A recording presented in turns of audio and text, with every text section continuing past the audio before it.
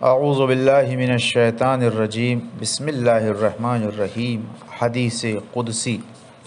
آپ کے سامنے جن سوروں کا ترجمہ پیش کیا جا رہا ہے یہ قرآن کے سورے نہیں ہیں، اور نہ ہی 114 سوروں کے علاوہ کسی بھی آیت کو قرآن کی آیت کہا جا سکتا ہے۔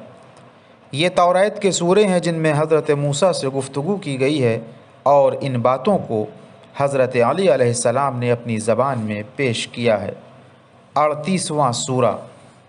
آدم کے بیٹے، تیری صبح دو بڑی نعمتوں کے بیچ ہوتی ہے، اور تجھے خبر نہیں ہوتی کہ دونوں میں کون سی نعمت سب سے بڑی ہے۔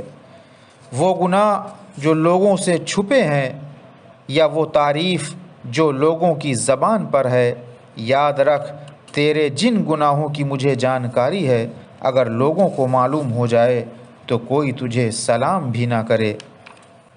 اپنے عمل کو دکھانے اور سنانے کے جذبے سے پاک بنا لے کہ تو عزت والے خدا کے سامنے ایک ذلت والا بندہ ہے، اور اس کے حکم کے ماننے کے لیے ہے۔ راستے کا سامان اکٹھا کر لے کہ تو مسافر ہے، اور مسافر کے لیے راستے میں کام آنے والی چیزیں ضروری ہیں۔ آدم کے بیٹے، میرے خزانے ختم ہونے والے نہیں ہیں، اور میرے ہاتھ مہربانی کے لیے ہمیشہ کھلے ہوئے ہیں۔ تو جتنا خرچ کرتا ہے میں بھی تجھ پر خرچ کرتا ہوں، اور جتنا روک لیتا ہے میں بھی اپنی عطا کو روک لیتا ہوں۔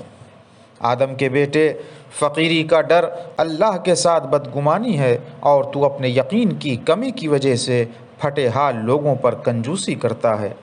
آدم کے بیٹے، جو روزی کے پیچھے پڑ گیا اس نے میری کتاب میں شک کیا، اور جس نے میرے نبیوں کی تصدیق نہیں کی اس نے میری خدائی کا انکار کر دیا، اور جس نے میری خدائی کا انکار کر دیا میں اسے منہ کے بل جہنم میں ڈال دوں گا۔